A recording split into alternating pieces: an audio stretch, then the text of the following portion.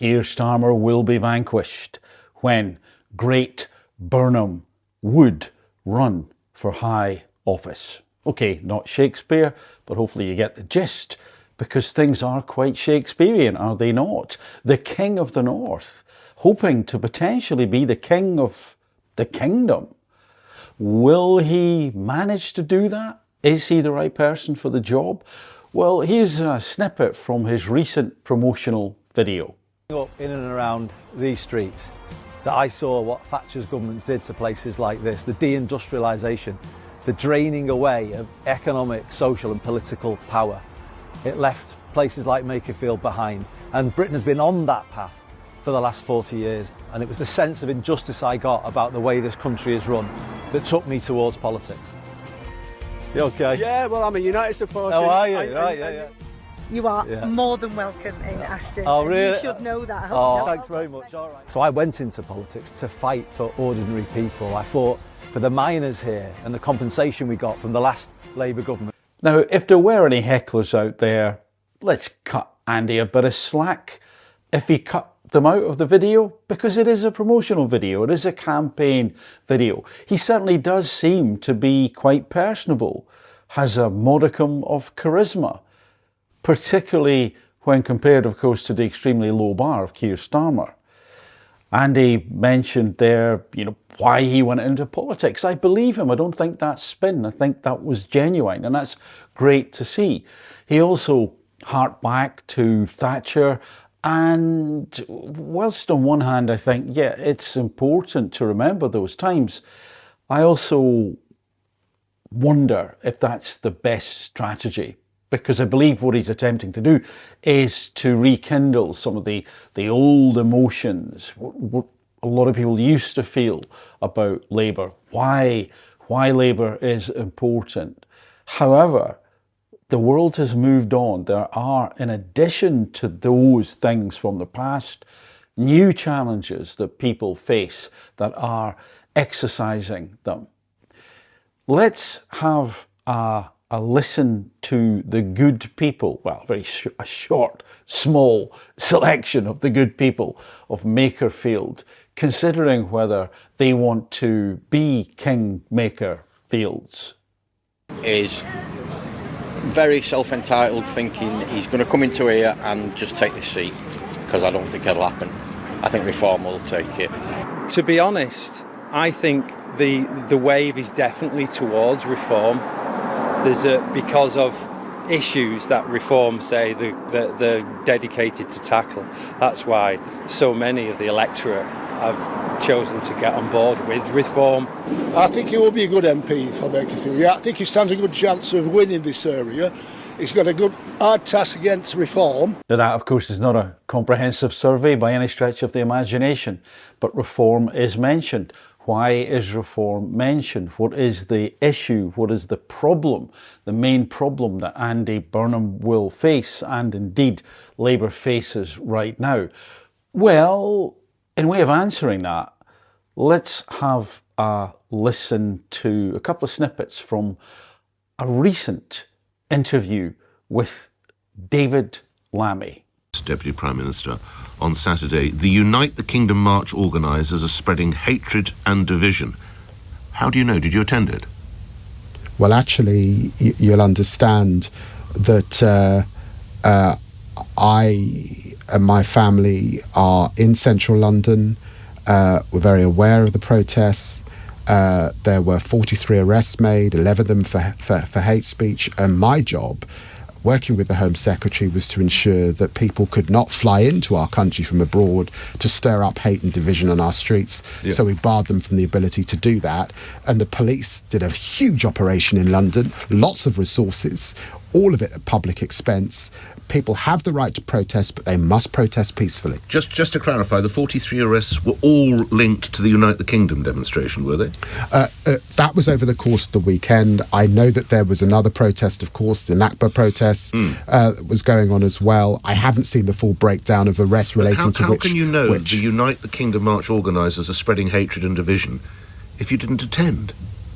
Well, look, this was not the first of those marches. Some of those that were asked to come and attend. No, I appreciate known. that, sir, but you were referring to the ones on Saturday. You didn't go. You're making this is a wild come on, assumption, Nick. isn't it? David Lammy, he never ceases to disappoint, does he? It's just the usual.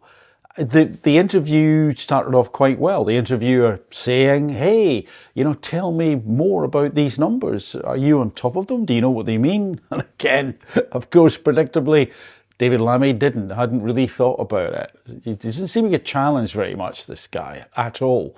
So what does he try and get on to? Finding something in common, the chumocracy at work. In this case, it's Tommy Robinson. And they have a good old chuckle about that. And fair enough, everyone is entitled to their opinion. But chuckle ye might. However, a lot of people don't necessarily agree with you, David, and you, Nick, at all. And a lot of those people would get really quite annoyed if they were called far right, because they're not. What is going on? Well, Tommy Robinson appears to tap into the concerns, the fears, the worries of a huge amount of the population. Now, I'm not saying Tommy Robinson is perfect. I've never met him. I don't know. But I do know by the reaction of the media that part of his message would appear to be important in the sense that we're not really meant to hear it. We're meant to go, oh, don't listen to that guy. Is he this rabble-rouser? Is he sowing division? I'm not so sure. Again, I haven't listened to everything that he said over the years, but there is part of his message that resonates with me, and I'm sure resonates with other people, because it's common bloody sense, is it not? In fact, the message, or part of the message, goes back forever, ever since there were tribes. What did you do? You wanted to protect the perimeter. You wanted to make sure the tribe was safe. You wanted to make sure you could look after the vulnerable. You wanted to make sure that the tribe could continue to exist. And if strangers infiltrated and appeared in some situations to want to do you harm, wouldn't that tribe get a little bit anxious about that? Wouldn't they want solutions? And this ultimately, one of these real base instincts and needs is what is at play, what Tommy Robinson is talking about. Somebody say, well, he's using that for other purposes. Well, I don't know. I haven't seen that. But if he is, okay. But it doesn't take away from the fact that what he's talking about is a fundamental tenet of basic human need and requirement: security, safety, belonging to like-minded people. So when you get, it would seem, a lot of people wandering around, nobody seems to know why they're here, nobody seems to know what they're doing, and some, of course, may well be legal, and a lot of them are not legal at all. And some of them do appear to not share the love of the country that you and I might. That doesn't mean to say that we're crazy xenophobes. It's just, I think this is a good country. I like the culture.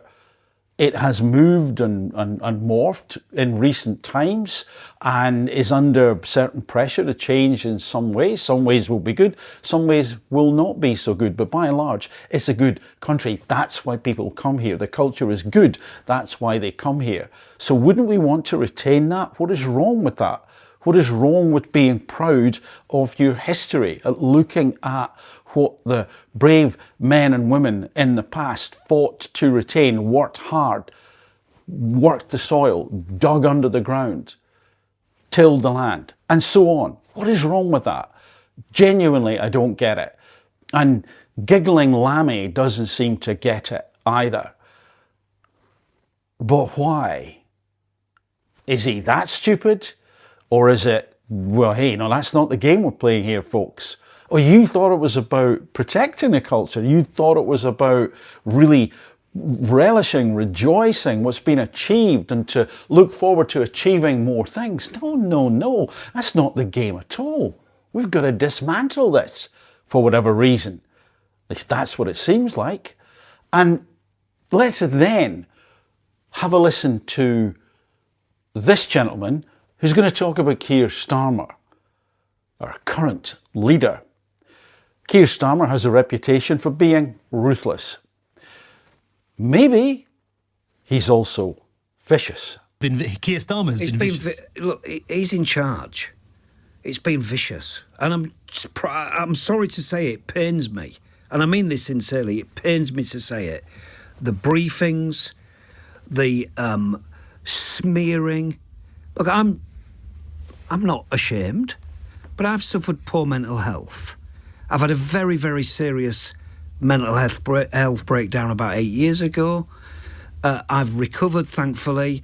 Last year I had a few problems, domestic problems, personal problems. My mental health was suffering. The whips knew about that. Number 10 briefed against me on the basis of poor mental health. Now, that's a friend of mine. Keir Starmer says, well, I didn't know about this. Never crossed my desk. I've never had the conversation, by the way. I've made him aware, but he just blanks you.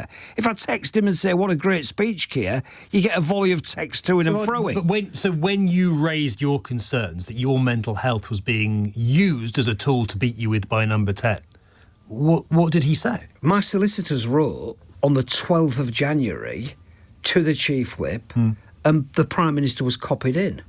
And did you get Not a a reply? word. Not No a word. response whatsoever? Not a word. So you did make him aware that this had happened? Absolutely aware. And he had nothing to say in response to Absolutely you? aware of it. Not a sausage. Never got a response? Not a sausage. But if I'd have texted Keir Starmer and said, Keir, what a great speech, you'd have got a volley of text to and froing. So is this a sign of a man who's not a decent guy, who's quite an unpleasant individual? There's more to Keir than meets the eye. Should that come as any surprise? Not at all. Not at all. To me, it's kind of written on his face. And so, my dear friend, we move forward with Andy Burnham as a potential glimmer of hope. But really, is he? Is he? He backtracked recently about Europe, scrabbling around to say, oh, that's not what I meant. Is that true?